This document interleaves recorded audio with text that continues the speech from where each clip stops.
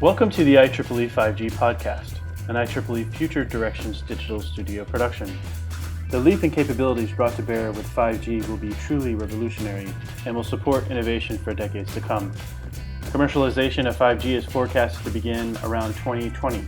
That is a mere 3 to 4 years away. Looking at the practical steps being taken in these early days of 5G, we asked several subject matter experts the question: what challenges do you foresee that could affect deployment of 5G? In this inaugural installment of the IEEE 5G podcast, the experts share their thoughts, starting with Chi-Lin Yi, China Mobile's Chief Scientist of Wireless Technologies in charge of the Advanced Wireless Communication R&D efforts of the China Mobile Research Institute and founder of the Green Communications Research Center of China Mobile. I think on the one hand, I don't think there will be fundamental challenges that would challenge the deployment of 5G because, after all, 5G as a global consensus includes both 4G evolution and a new design with the new core network and a new RET. So while we are talking or thinking this 4G evolution into as part of a 5G is being deployed and will be deployed, there's no question about it. On the other hand, the really revolutionary side of the 5G, which is the new core network, new radio access network, and the new RET, new air interface part, will be what I have been saying all along, that the combination of a true convergence of IT, CT, and DT even. It's a great opportunity that possesses a lot of challenges.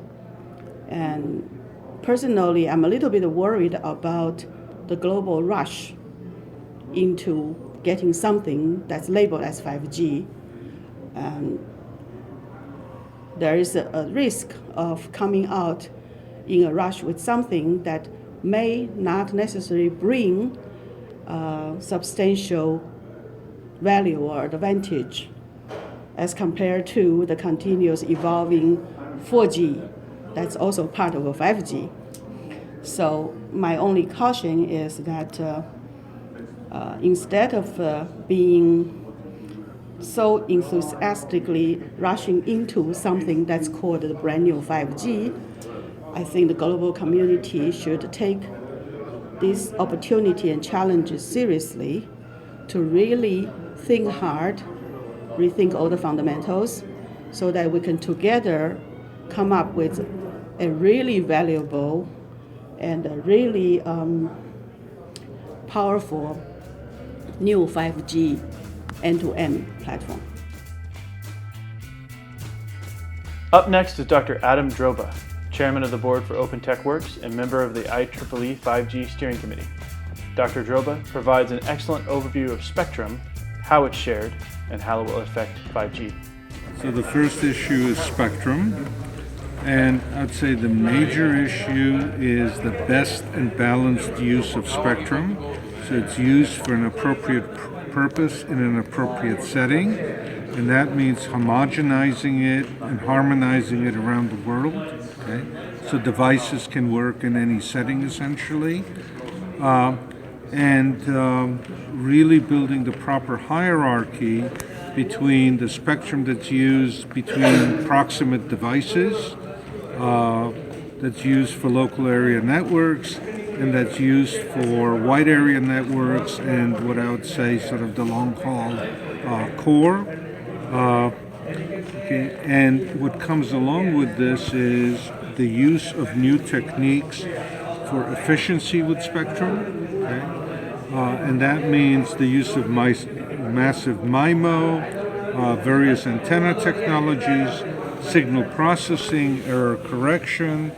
It also means new business models where spectrum is shared between players, and eventually I would say ending up with micro operators and things of that sort, where people actually have access to spectrum at a micro level.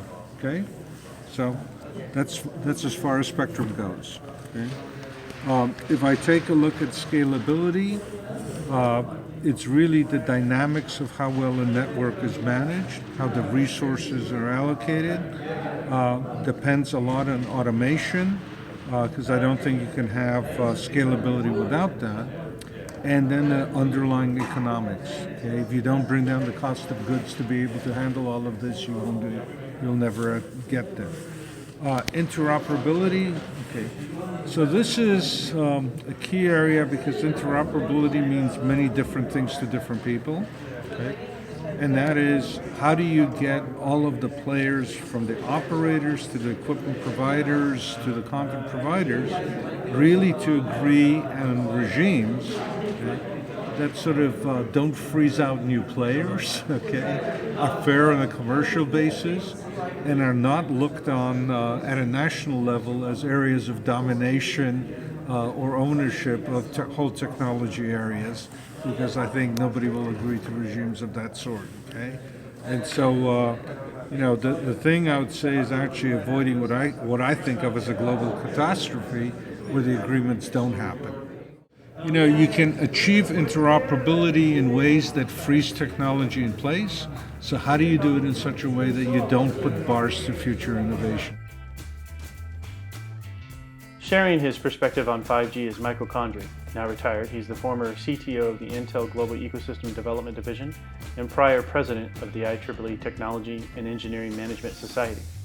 I would like to look at 5G starting at the top, not at the infrastructure level. Let's start it from the applications perspective. The people out in agriculture really don't care. If they can use it, the medicine people don't care what the G is. They care that it works and I get my patient in time. The automobile doesn't really care what it's using. It cares whether it crashes into the next one or the truck that it was painted away. So you need to start not down at in the weeds where most of the conversation has been. You need to start up at the space of where things are going to be used and then get down to places to say, okay, here is where the technologies in 5G will actually make a difference between saving somebody's life, having the cars hit, making my plants more fertile, manufacturing more effectively, moving my robot. All of those need to be at the line of, could I just use any wireless, or does 5G make a difference? And when you start thinking about areas requiring mobility, like automobiles, like outside robotics, even military operations, there is where 5G can make a very big difference, and we need to understand those requirements. And the challenge here is that the people that really build the requirements, the doctors, the automobile vendor, they're not network experts. And they don't want to hear networking terms. They don't want to hear about antennas and things like that. They want to know, what kind of thing do I put in my box so that it works? That's what they want to know. So you need to look at it from the customer's perspective. And I think this is where Adam and I are kind of 100% in agreement, is that the customer's perspective is what's going to drive an effective solution. Think about Wi-Fi. Wi-Fi is a huge success. Even though at home I have AC and the neighbor may only have old A, and the issue is my Wi-Fi will work. It may be slower, maybe it, and there may be cases that it shouldn't work. You may say your network is not good enough for a medical application or this class of medical applications. So again, starting from the top, how does it get used, and then what does 5G give you that doesn't exist today? And that's the real barrier of entry. So that's why when I was involved here, I kept focusing on where does it get used, not, gee, I have a neat antenna. Gee, I can write it as CMOS. No big deal. What's going to drive this is the application space. That's what's going to drive the success. And that's where IEEE can come in, because IEEE has the application space everything from the technology level up to, is it socially realistic? This is the value. And then we also need to get politics involved. We need to have governments not say, don't put 5G in my land because, whatever, I didn't invent it. So the standards have to be there and they have to agree to them. So these are all part of the packages. Application level, policy, standards. That needs to go down into where 5G can help. Starting from the bottom and going up, you're just going to end up in a wasteland. Ashutosh Dutta, lead member of technical staff at AT&T and co-chair of the IEEE 5G initiative, discusses 5G and its industry relationships, plus a global perspective and the importance of interoperability. There are multiple elements out there, right? So you have to look at, to deploy 5G first, you need to make sure what are the real applications, use cases, or vertical markets would be interested, right? I mean, for example, if you look at IoT being one application, so because those will drive the technology for 5G. So unless we have a use case or application properly defined, it's not going to drive why we need 5G, right? So we have LTE today, right? So now we have to go for 5G. You need to have proper use case or application, right? So that is the first thing. So it's like a top-down approach. So once we have that, then we need to find out what are the requirements, right? So the requirements, then you have to map it to technical areas. So let's say e-health is one application, okay? Now for e-health, you need to have low latency requirement. So low latency requirement, in order to achieve that, what are the changes you have to make in your network? How do you want to evolve your LTE network to, let's say, 5G core, right? So I'm just kind of going top down. So once we have those defined, then comes the actual technology, right? So let's say I have to support 1 millisecond round trip delay to support remote surgery. That's an application. Then if LTE is not good enough, then I have to see how I can redesign my radio access network, how I can redesign my core network, what kind of additional optimization I have to do to support 1 millisecond delay, right? So we are going down. So now, once we know that, now there are several standards bodies, university folks, industry R&D labs working on it. So that's where we have to see how there is some sort of a harmonization among the standards bodies, right? And we need to have a lot of test beds, like you have to build test beds to make sure this actually works. And this deployment also depends on some common agreement on certain protocols and standards, right? So those are important things. The other thing I can think of, that's the technology aspect. The second thing is 5G has to be global, right? So it cannot be only, say, United States or Europe or Japan. It has to be available also to the common people somewhere in a village in India, let's say, right? So the policymakers, again, when I say policymakers, you have to rely on the spectrum, what kind of interoperability. If you're relying on open source, then there has to be common standards, right? If a company is building a base station or a radio access network, company B is building a core network, the protocols they have to conform, right? So the standards, they have to conform to a common standard. So I see a closer collaboration among operators, like operators, vendors, researchers, policymakers. Those are vital, essential points to make this deployment faster and accelerate the deployment. I mean, I think I'm trying to say what are the essential points that might help to deploy 5G in a better way, right? I mean, instead of saying what are the impediments, I think I should say those are the important things. If we fail in any one of those, automatically that became the impediments, right? Dr. James Irvin is a reader in the Department of Electronic and Electrical Engineering at the University of Strathclyde in Glasgow, Scotland, where he leads the Mobile Communications Group. He is also chair of the IEEE 5G web portal and chair of the IEEE 5G Content Development Working Group, and a member of the IEEE 5G Steering Committee. Here's what he has to say about the future of 5G and the challenges ahead. So I think one of the biggest challenges for 5G is getting standards in place early. One of the industry drivers for 5G at the moment is to try and get implementations out there into the marketplace as quickly as possible. Some people are talking about 2018. One of the problems that we had with earlier technology, for example Bluetooth, was that things were deployed before the standards were ready, which meant that there was a lot of customer dissatisfaction with what they were seeing as these new products. And that held back deployment quite significantly. People were turned off, and even when the technological problems were solved, it took a long time to get traction back into the marketplace. So standards is something we've got to get ready fast.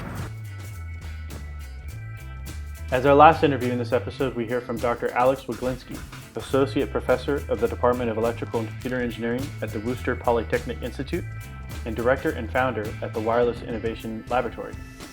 Dr. Wiglinski is also assisting on the IEEE 5G Community Development Working Group. I believe that the challenges that I personally foresee with respect to the deployment of 5G technologies is with respect to having too many feature sets thrown in all at the beginning and resulting in essentially an over-engineered standard or multiple components of a standard that can essentially make it a standard of too many things but master of none. We kind of saw this several decades ago with respect to 3G, where there were numerous parties involved, each introducing their own IP and their own technologies, when we came up with essentially at the end of the day a standard that tried to accomplish too much and really didn't achieve anything at the end.